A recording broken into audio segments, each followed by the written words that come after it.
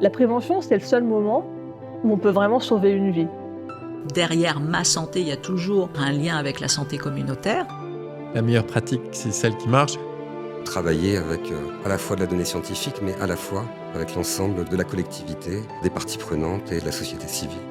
C'est tout l'enjeu de savoir comment on adresse la prévention pour que chacun se sente concerné et puisse passer à l'action.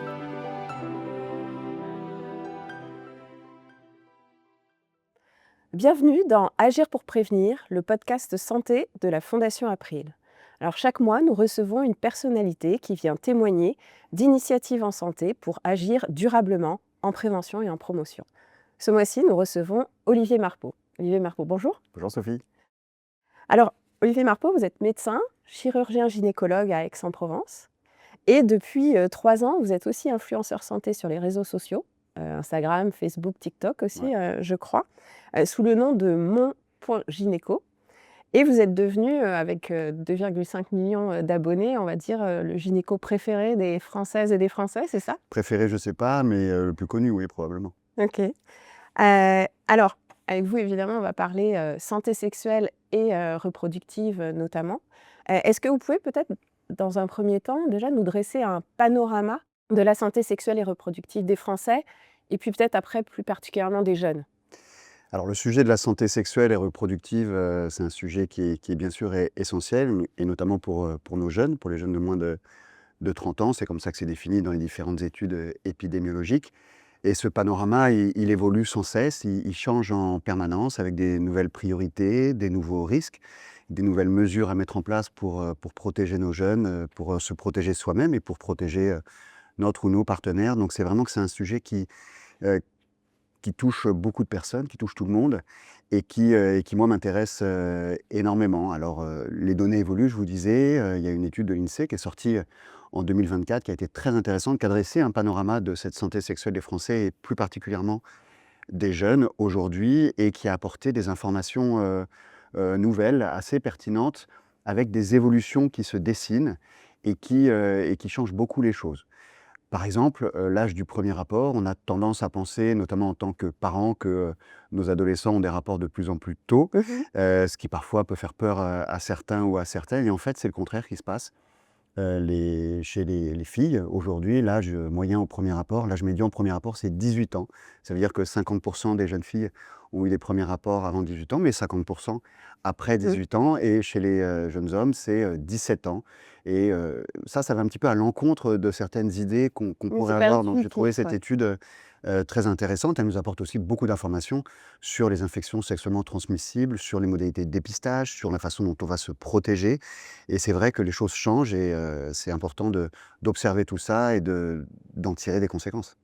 Et alors, c'est quoi les grandes tendances? Parce que dans une étude sur les jeunes menée par la Fondation April, on a 39%, je crois, des jeunes femmes ou des jeunes filles qui n'ont pas consulté de gynécologue dans les 2 ans. On a pas justement de protection lors du premier rapport ou lors du dernier rapport. On a effectivement pas de réflexe, ou peu, je vais peut-être nuancer, peu de réflexes en matière de dépistage. Est-ce que vous avez comme ça des grands enseignements? Oui, déjà sur les pratiques sexuelles, je vous disais que l'âge au premier rapport a plutôt tendance à augmenter. Le nombre de partenaires augmente. Les jeunes femmes de moins de 30 ans, de 18-29 ans, déclarent environ 7 partenaires au cours de leur vie sexuelle. Les hommes, c'est un petit peu plus, 11. On peut peut-être douter un petit peu de ces chiffres. Peut-être que les femmes ont un petit peu plus de mal à oser avouer leur nombre de partenaires et les hommes tendance à le gonfler un petit peu. Ça, on peut penser un petit peu à ce réflexe. Donc, plus de partenaires, mais moins de rapports sexuels. C'est aussi quelque chose qui ressort de ces études et je trouve ça aussi intéressant. Il y a plusieurs façons de voir les choses. La façon positive qui est de se dire si on a plus de partenaires, mais moins de rapports, ça veut dire que la notion de consentement est en train de passer de plus en plus et que c'est une bonne chose. On respecte son corps, mais on doit aussi respecter bien évidemment le corps de l'autre et de ce qu'il ou elle veut. Donc ça, c'est une information intéressante, je trouve. Le côté un petit peu négatif, c'est aussi peut-être de se dire que les relations entre les hommes et les femmes notamment sont un petit peu plus compliquées, un petit peu moins naturelles et pour nos jeunes, ça peut aussi poser problème. Il y a bien sûr le rapport au sexe en ligne qui augmente avec l'explosion des applications de rencontres. Aujourd'hui, les gens, et notamment les jeunes, rencontrent de plus en plus leurs partenaires sur ces applications de rencontres, ou l'échange de photos intimes en ligne qui peut aussi exposer à certains risques, comme le risque de harcèlement. Donc ça, c'est les informations qui sont de plus en plus importantes. Qu'est-ce qu'on peut voir d'autre? Vous parliez de dépistage. Le dépistage est de plus en plus facile et l'information a parfois un petit peu du mal à passer. On va en parler un petit peu après. Mais moi, surtout, ce qui m'a frappé, c'est l'utilisation du préservatif, essentiellement le préservatif externe, le préservatif masculin. On est loin des années de Chavannes, des années sortez couverts, où notre génération, on avait peur de la transmission du virus du VIH. Aujourd'hui, cette crainte, on a l'impression qu'elle n'existe plus du tout, comme si cette maladie, ou ces maladies en général, les infections sexuellement transmissibles, avaient disparu, ce qui n'est pas du tout le cas, avec une augmentation constante du nombre de contaminations. Donc, un peu plus de dépistage, mais un peu moins de protection. Il y a 85% des jeunes hommes qui ont utilisé un préservatif lors de leur premier rapport sexuel et seulement 75% des jeunes femmes. C'est les chiffres qui font un petit peu froid dans le dos. Et moi, le chiffre qui m'a le plus frappé, c'est 51% des jeunes femmes qui disent avoir utilisé un préservatif pour un premier rapport avec un nouveau partenaire ces 12 derniers mois. Chiffre qui monte à 60% chez les hommes, mais ça reste des chiffres quand même extrêmement faibles et qui font un petit peu peur. Donc je pense qu'il faut vraiment marteler le message de la protection, marteler le message de l'utilisation du préservatif, qui est le seul moyen de contraception qui protège contre les infections sexuellement transmissibles. Et c'est vrai que l'accès est de plus en plus facile et paradoxalement, on l'utilise, notamment nos jeunes l'utilisent de moins en moins, parce qu'ils ont moins peur qu'avant. Et alors, est-ce que ces évolutions que vous constatez, ça a changé quelque chose aussi, vous, dans votre manière d'aborder les consultations ou de poser des questions aussi à vos patientes? Alors j'en parle à mes patientes. Moi, en consultation, j'ai des patientes de tout âge, Oui, oui, hein, bien sûr. de 16 à 85 ans, hein, c'est très très large. Mais c'est un sujet que j'aborde souvent avec les patientes jeunes qui viennent me voir en consultation. Vous parlez de la première consultation chez le gynécologue. On pose souvent la question sur le réseau, à quel âge est-ce qu'on doit avoir un gynécologue ou une sage-femme ou un généraliste, hein, qui font aussi le suivi gynécologique. Il n'y a pas un âge où il faut commencer à consulter. En revanche, il faut consulter quand on a besoin de consulter. Ça peut être parce qu'on a besoin d'une contraception, ça peut être parce qu'on a un cycle menstruel, des règles qui sont particulièrement douloureuses ou hémorragiques et qu'il y a un problème. Donc on consulte si on a un besoin ou si on a un problème. On n'est pas obligé de consulter si on n'a pas de rapport sexuel et que tout va très bien. Mais c'est vrai que l'entrée dans la vie sexuelle est un moment important pour nos jeunes. On sait que la communication intrafamiliale est parfois un petit peu compliquée. Les parents sont souvent pas très à l'aise pour parler de ces sujets-là avec leurs adolescents, et les adolescents sont parfois pas très à l'aise pour en parler avec leur papa ou leur maman. Donc c'est vrai que la première consultation, c'est un moment qui est important, où il faut prendre le temps pour aborder ces différents sujets et rappeler que le préservatif est vraiment un moyen de protection essentiel. C'est pas le meilleur moyen de contraception, mais c'est le meilleur moyen, et même le seul qui existe aujourd'hui, pour se protéger contre les infections sexuellement transmissibles, avec bien sûr le vaccin contre le papillomavirus, mais qu'il faut faire beaucoup plus jeune. Ça, c'est bien avant la première consultation avec la personne qui va faire le suivi gynécologique. On a l'impression, en tout cas, que on n'a jamais autant entendu parler peut-être de santé sexuelle, etc. C'est vrai que, alors il y a le consentement qui est arrivé et qui a permis d'ouvrir des débats, des discussions, etc. Le papillomavirus avec la campagne dans les collèges a permis aussi de reparler de ce type de problématiques de santé. On a beaucoup entendu parler d'endométriose. Voilà, là on commence à parler. Je dis on commence de ménopause avec notamment le rapport parlementaire. Donc voilà, donc des sujets arrivent sur la table. Donc on a l'impression qu'on a beaucoup d'informations. Et pourtant, vous l'avez dit, c'est toujours à la peine, en tout cas en termes de mesures. Donc qu'est-ce qui se passe? Il y a encore trop de tabous, on n'ose pas discuter de ménopause avec son médecin, on n'ose pas. Comment on explique que dans cette masse d'informations, finalement, les actes ou les actions des personnes ne sont pas si évidentes que ça encore? Il y a plusieurs explications. Bon, déjà, moi, pour moi, il n'y a plus vraiment de tabou aujourd'hui, notamment grâce aux réseaux sociaux. C'est une caisse de résonance qui est extraordinaire. Toutes les informations circulent. et parfois trop d'informations. Pour moi, c'est une première explication à ce problème entre la diffusion de l'information et l'application pratique de ces mesures qu'on voudrait mettre en place. Donc il y a trop d'informations. Avant, on m'a dit que c'était les copains, les copines et puis le cercle familial. Aujourd'hui, on m'a dit que c'est des heures et des heures passées sur son téléphone à scroller sur les réseaux sociaux avec une masse d'informations qui arrivent. Donc pour moi, plus tellement de tabou, mais une masse d'informations dont il est parfois un peu difficile de faire le tri. Et c'est très important de faire le tri parmi toute cette masse d'informations. Et on est parfois un peu noyé, et quand on n'a pas les connaissances, c'est difficile de savoir à qui on peut faire confiance. Il y a aussi, on voit Octobre Rose, où on va parler pendant un mois du cancer du sein, tous les jours, matin, midi et soir.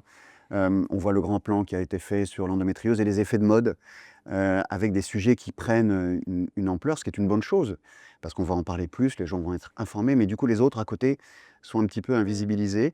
Et d'ailleurs on le voit, quand je fais un sujet sur l'endométriose, on me dit souvent en commentaire: «Oui, mais vous parlez jamais de l'adénomiose, du syndrome des ovaires polykystiques ou des fibros, mais à l'inverse, quand je vais parler des fibros, bah oui, mais quand même, vous parlez jamais de l'endométriose». Donc c'est difficile de parler de tout le temps.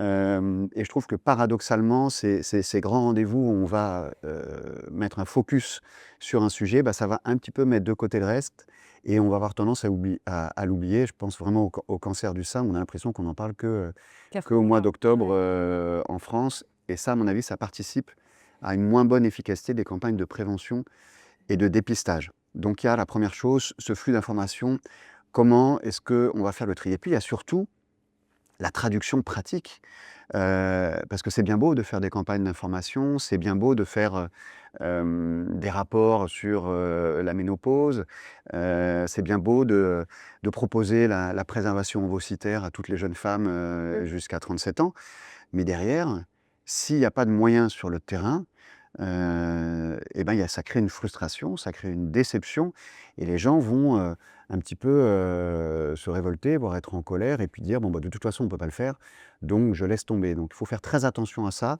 C'est bien de faire des grands plans, mais c'est bien aussi que derrière, il y a les moyens qui soient mis en place pour accueillir tout le monde. Ces dernières années, il y a eu beaucoup d'initiatives, en tout cas de la part des pouvoirs publics, justement pour mieux faire de la prévention.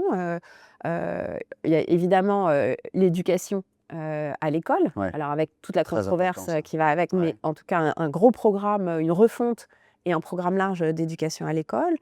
On a vu le dépistage effectivement sans ordonnance, entièrement pris en charge dans n'importe quel laboratoire, hyper facilité pour tous Mmh. et en particulier pour les jeunes. La contraception gratuite aussi pour les moins de 25 ans.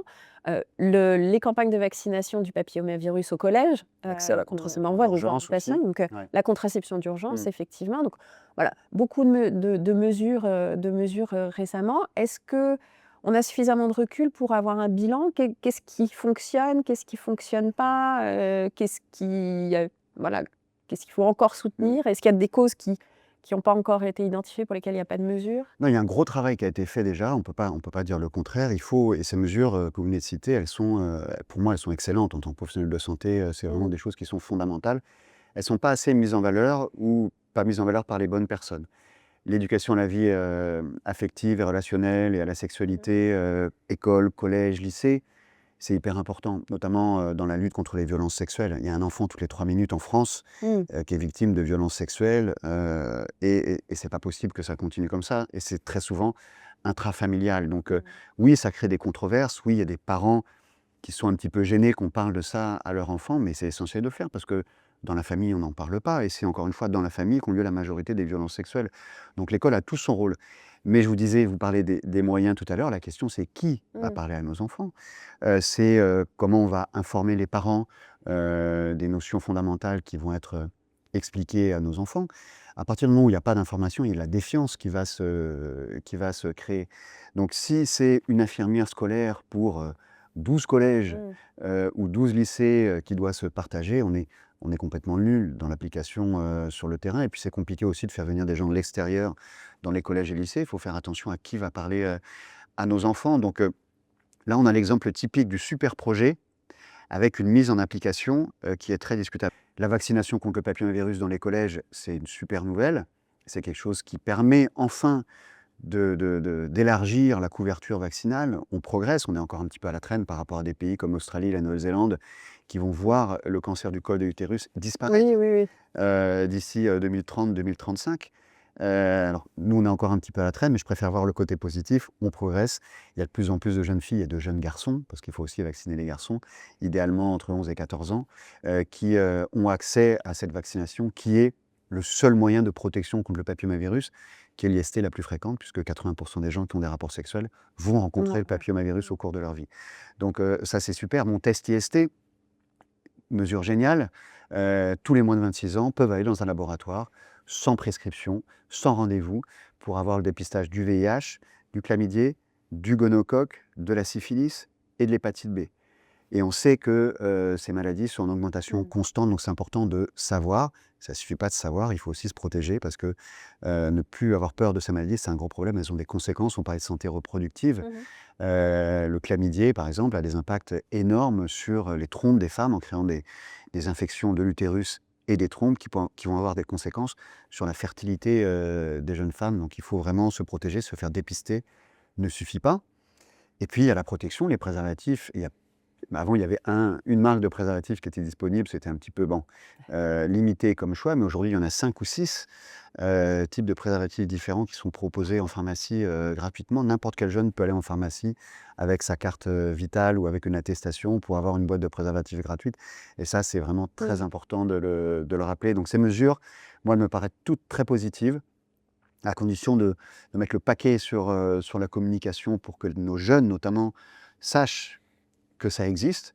Moi-même, mes enfants, parfois j'ai des ados à la maison qui me posent des questions et je leur rappelle ces mesures. Je leur dis, mais va en pharmacie, tu vas trouver des préservatifs gratuitement parce que ça a un coût pour nos jeunes et ça avait un coût plus important avant qu'aujourd'hui. Donc c'est des très bonnes mesures, mais il faut qu'elles se traduisent sur le terrain par des mesures pratiques, notamment pour les VARS.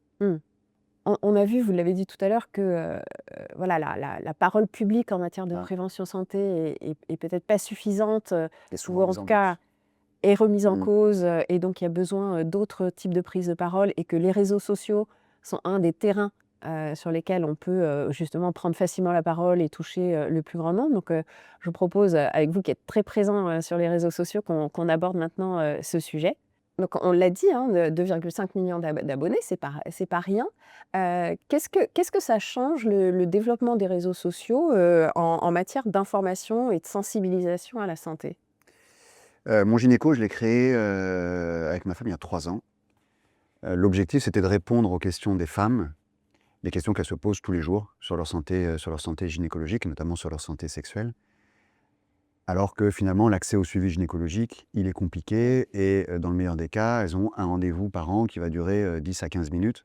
Donc c'est bien sûr complètement insuffisant pour pouvoir répondre aux questions qu'elles se posent tous les jours. Donc le succès de mon gynéco, avant tout, pour moi, c'est ça, c'est pouvoir répondre à ces questions. Et personne ne l'avait fait avant. Après, on le fait de manière un peu pro et un peu sympa, donc c'est pour ça aussi que ça fonctionne bien. Mais avant tout, c'est vraiment le sujet. Et c'est pour moi, la réussite de mon gynéco, c'est un exemple de ce qui devrait être fait sur les réseaux sociaux pour permettre à tout le monde, et notamment à nos jeunes qui utilisent évidemment beaucoup les réseaux sociaux, comme nous, voire encore plus que nous, pour pouvoir s'informer. Donc c'est sûr, c'est certain que les réseaux sociaux ont un rôle essentiel à jouer pour la diffusion de l'information et de la bonne information, de l'information vérifiée. Si nous, on ne s'en empare pas, il y en a d'autres qui vont s'en emparer, et moins bien. Et alors justement, vous dites essentiel pour la bonne information. Et aujourd'hui, en matière de santé, on a beaucoup de monde qui prend la parole sur les réseaux sociaux. On a évidemment des médecins ou des professionnels de santé, on va dire plus largement. On a aussi beaucoup de patients experts, ou en tout cas de gens qui viennent témoigner d'une maladie, d'une pathologie qu'ils ont pu avoir, de la manière dont ils ont eu des soins, ou quel type de soins ont fonctionné pour eux, etc., et qui viennent donner leurs conseils. Au-delà de témoigner, qui peuvent parfois donner leurs conseils, on a des experts déclarés, alors qui sont ni l'un ni l'autre, ni professionnels de santé, ni patients, et parfois avec un fond très juste, en tout cas. Et puis vous avez des experts déclarés qui sont des charlatans, ou des gens qui effectivement vont sciemment ou pas d'ailleurs, colporter ou en tout cas diffuser des fausses informations et de la mésinformation en santé. Donc comment, justement, comment on aide, les personnes à faire le tri sur l'ensemble de ces informations? C'est quoi les points de vigilance? Alors c'est très difficile parce que, comme vous le dites, tout le monde peut un peu s'autoproclamer Mmh. expert dans tel ou tel domaine et notamment en santé. Vous parliez des patients, des patientes expertes ou des associations qui sont des sources Mmh. d'informations et des témoignages qui sont très intéressants pour nos patients. Donc ça, j'y adhère totalement. Après, il faut faire attention au côté témoignage personnel qui ne vaut pas forcément vérité pour tout le monde. Aujourd'hui, il n'y a pas vraiment de label en santé, donc il faut vraiment, quand on s'informe sur les réseaux sociaux en santé, faire attention sur l'identité de la personne qui est en train de vous parler. Aujourd'hui, nous, on est poussés, vraiment, en tant que professionnels de santé, à dire qui on est, Mmh. à donner nos diplômes, à donner notre numéro RPPS quasiment pour que les gens puissent vérifier que la personne qui leur parle est un vrai professionnel de santé, qui a des connaissanses, qui a une pratique quotidienne et qui va pouvoir donner des bonnes informations, des bons conseils, ce qui n'est pas le cas de tout le monde. Un bon indice aussi, c'est de regarder si la personne que vous écoutez a quelque chose à vous vendre. Mmh. Parce qu'à partir du moment où, à la fin de la vidéo ou au début de la vidéo, il y a un produit qui apparaît avec, un lien d'achat, on peut déjà mettre de côté cette vidéo en se disant que, l'information ne sera pas totalement objective. Donc ça, c'est les petits trucs. Il faut faire attention et les choses qui buzzent et qui marchent bien sont pas forcément, les choses qui sont les plus justes. Donc, c'est pas parce que c'est visible que c'est juste. Donc après, c'est une question de discernement personnel, hein. Il faut avoir été un petit peu formé à ça, informé par rapport à ça et bien se renseigner sur les personnes qui nous parlent, lire les commentaires un petit peu pour voir un petit peu ce qui se dit. Ça fait aussi partie des choses importantes. Mmh. Et alors, est-ce qu'il y a des leviers ou des idées qui permettraient de responsabiliser aussi davantage les acteurs qui prennent la parole? Alors ça existe, Ouais. enfin ça commence à exister. Nous, en tant que professionnels de santé, notamment les médecins, on a un conseil de l'ordre, un code de déontologie qu'on doit respecter et qui commence un petit peu le conseil de l'ordre a mis en place une charte avec les 10 commandements, de l'influenceur, santé qu'on est D'accord. tenu de respecter. Donc on a le droit de dire, qui on est, mais il y a aussi beaucoup de choses qui sont interdites. J'ai pas le droit de dire que je suis meilleur, chirurgien gynécologue que, le docteur, qui exerce, dans la clinique d'en face et heureusement, on n'a pas le droit en théorie de faire du avant-après, de faire du témoignage patient. Donc ça, c'est des choses qui sont importantes et souvent, on voit qu'il y a des professionnels de santé, des médecins notamment, qui respectent pas trop ça, tout simplement parce qu'ils sont pas forcément, au courant. C'est ça la chose la plus fréquente. Il y a des lois qui existent, la loi de l'influenceur responsable avec l'autorité, on est soumis à l'autorité de régulation professionnelle de la publicité. J'ai passé un certificat d'influenceur responsable. Donc il y a de plus en plus de cadres qui se mettent en place, qu'on est obligé de respecter. Quand on fait une collaboration commerciale, on doit l'afficher de manière Évidente, officielle ouais. et complètement transparente. Donc ça, c'est bien parce que ça cadre. Après, c'est difficile de surveiller tout le monde. Les sanctions à mettre en place, c'est pas toujours très facile. Donc, on avance petit à petit et les gens doivent le savoir. Il y a YouTube qui récemment aussi a développé tout un panel santé pour labelliser les vrais professionnels de santé qui parlent sur les réseaux. Donc tout ça, ça bouge. On doit respecter pour être un influenceur santé responsable. Même si le terme d'influenceur santé, il y en a beaucoup qui l'apprécient pas trop. Et alors, dans les contenus que vous produisez, que vous Ouais. mettez, qu'est-ce qui fonctionne le mieux? Parce qu'il y a différents types, de contenus. Il y a les questions de ma femme là et ou les Ma meuf, copines, ouais. de ma meuf, ouais, les copines, voilà. Vous avez aussi une séquence, dédiée aux hommes. Mmh. Vous avez des séquences plutôt de relais d'informations, on va dire, là sur le papillomavirus ou de campagne en tout cas, qu'est-ce qui fonctionne le mieux? Est-ce qu'il y a des attentes, que des personnes vous formulent, qu'elles aimeraient revoir? Enfin, C'est un mix qui est très fin et qui est compliqué et qui change au cours du temps. OK. C'est le mystère de l'algorithme Ouais. et le mystère de l'algorithme, personne ne l'a percé, je ne l'ai pas percé. Donc c'est beaucoup de boulot avant Mmh. tout.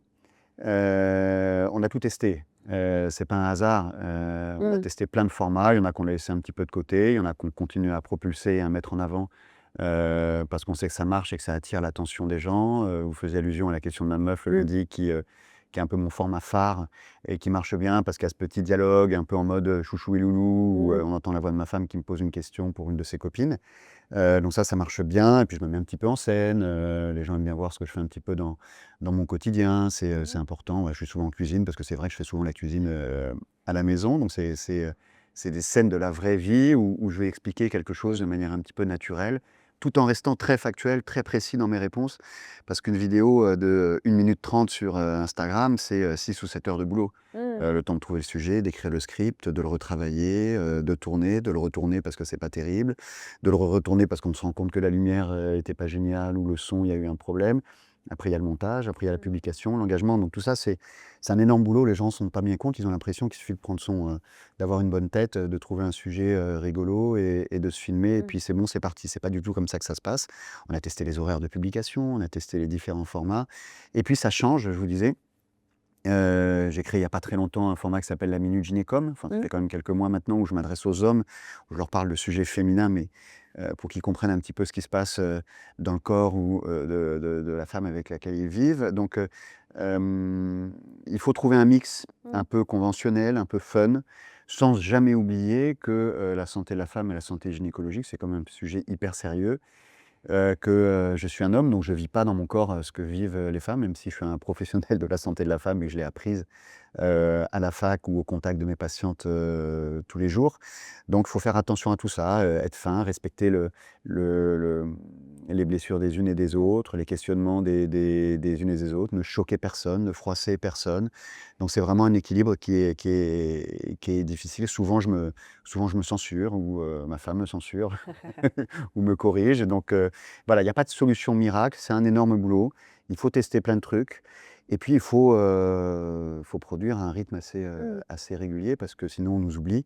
Et moi, ça fait 3 ans que je suis sur les réseaux, ça fait 3 ans qu'on fait 3 vidéos par semaine minimum pour pouvoir exister et proposer un contenu intéressant. Et est-ce que c'est le fait d'être présent avec succès sur les réseaux sociaux a généré justement des demandes de conférences, d'interventions justement dans les établissements scolaires Oui, ça a généré des podcasts. Ouais. Comme aujourd'hui, je suis intervenu dans des établissements scolaires pour parler de santé sexuelle, justement. Et j'ai senti quand je vais dans des collèges ou des lycées de la région dans laquelle je vis, on me demande beaucoup, je dis souvent non, mais j'essaie de le faire au moins une, 2 ou 3 fois par an. J'ai senti le corps enseignant, les directeurs des établissements, les directrices très heureuses que je sois là, soulagés que je sois là pour parler à leurs élèves, parce qu'ils sont un petit peu démunis. Donc je suis à la fois flatté, touché, et j'ai envie de faire ce genre d'intervention, parce que j'adore parler aux jeunes et aux jeunes et répondre à leurs questions. Mais c'est en même temps un petit peu désarmant de se rendre compte que malgré la loi, malgré tout ce qui devrait être mis en place de manière officielle, les gens, on a besoin de moi et de gens de l'extérieur. Donc il y a quand même un manque qui est criant. Moi, je suis ravi de le faire, mais il y a un manque qui est criant. Je suis aussi invité de plus en plus à des congrès médicaux et ça me fait très plaisir parce que le regard de mes confrères et de mes consoeurs sur ce que je peux proposer sur les réseaux, c'est très important pour moi. J'avais cette crainte, qui est un regard un petit peu négatif.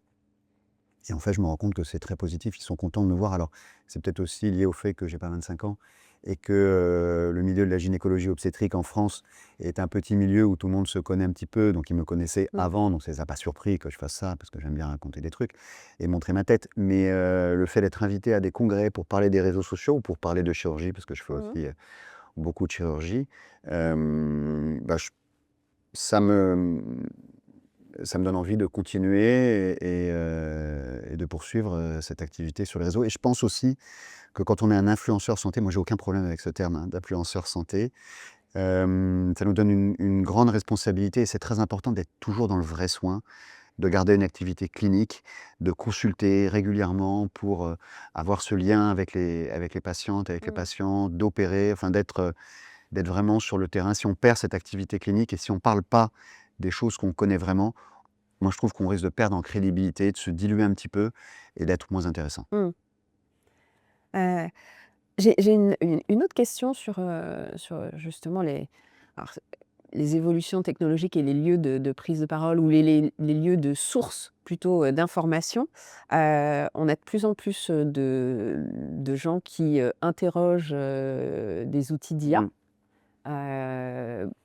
pour justement connaître, creuser un sujet, voire même pour obtenir une sorte d'autodiagnostic. En tout cas, comment est-ce que vous voyez justement le développement de ce type d'outils et puis quel danger ou quelles précautions, là encore Alors moi, je trouve que l'intelligence artificielle, c'est très intéressant.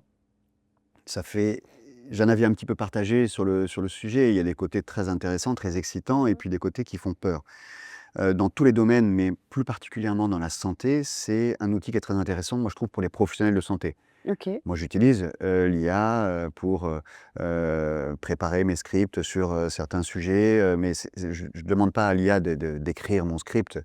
J'écris mon script, mais je vais utiliser l'IA pour voir s'il n'y a pas des compléments d'information à côté desquels j'aurais pu passer, qui pourraient être intéressants. Donc ça vient compléter ma réflexion personnelle, ça vient compléter les connaissances que j'ai. Pour ça, l'IA, elle est très intéressante à condition d'avoir un regard critique sur ce qu'elle va nous proposer comme résultat et je crains que, les gens qui ne sont pas, médecins ou qui sont pas, qui ont pas des connaissances, en santé, si on utilise l'IA juste pour faire son diagnostic, c'est très dangereux. L'IA, on parle d'hallucination de l'intelligence artificielle, c'est-à-dire que, parfois, elle va proposer vraiment n'importe quoi.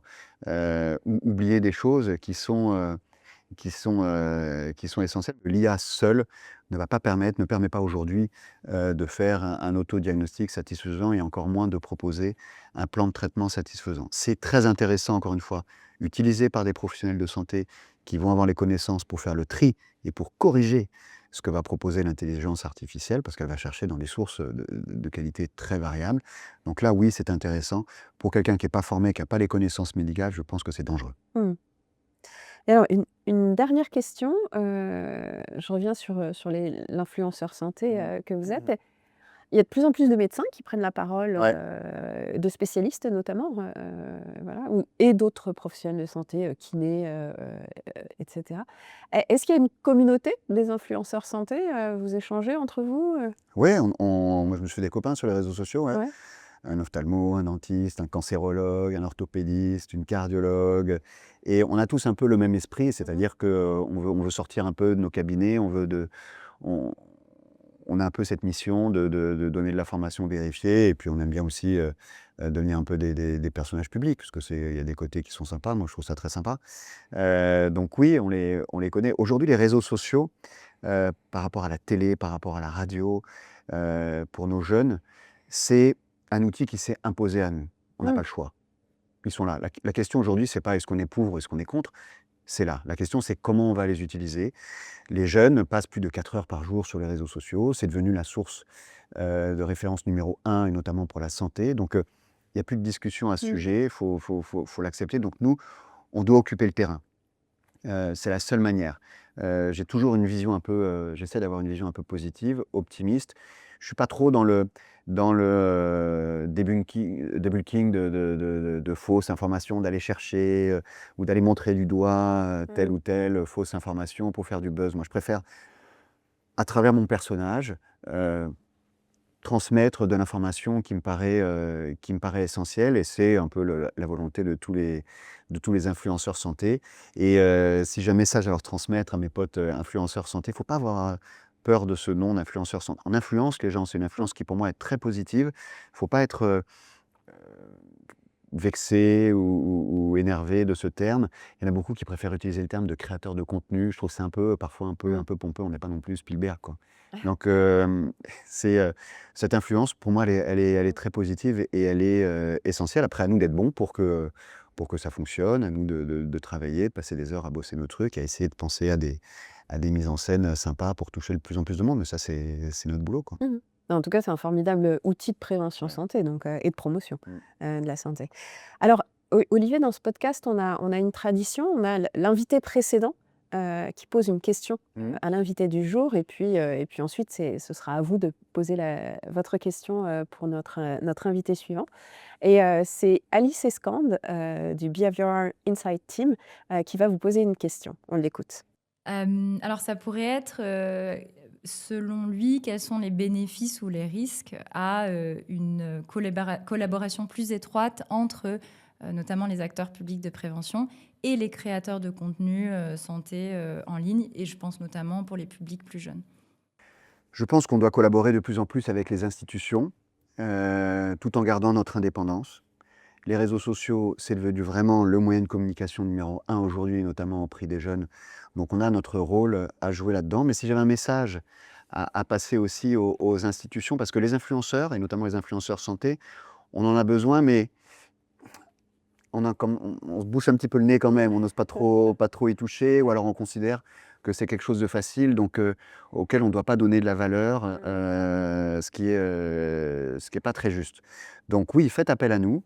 On est là pour bosser ensemble. Moi, je participe à des grandes campagnes de santé publique. J'ai travaillé avec la région, j'ai travaillé avec le président de la République, je travaille avec l'ARS. Il y a l'ARS de Corse qui relaie souvent mes vidéos, et j'en profite pour faire un petit clin d'œil parce que c'est très sympa, et ils ont compris qu'on était là aussi pour travailler avec eux. Donc on a un rôle à jouer auprès des institutions. Faites appel à nous, mais reconnaissez que c'est un travail qui prend du temps, qui a de la valeur, et qu'il faut utiliser avec justesse. Merci Olivier. C'est à vous maintenant de poser votre question à notre prochaine invité. Qui sera Gwenaëlle Ferré du Centre de santé communautaire et planétaire de Bron. Comment ils vont utiliser dans leur pratique quotidienne les outils technologiques qui sont aujourd'hui à notre disposition. On parlait de l'intelligence artificielle. Est-ce qu'ils l'utilisent et est-ce qu'ils pensent que pour les patients qui vont venir les voir, ça peut être une alternative aux médecins physiques? Merci. Merci à vous de nous avoir suivis. Nous vous donnons rendez-vous le mois prochain.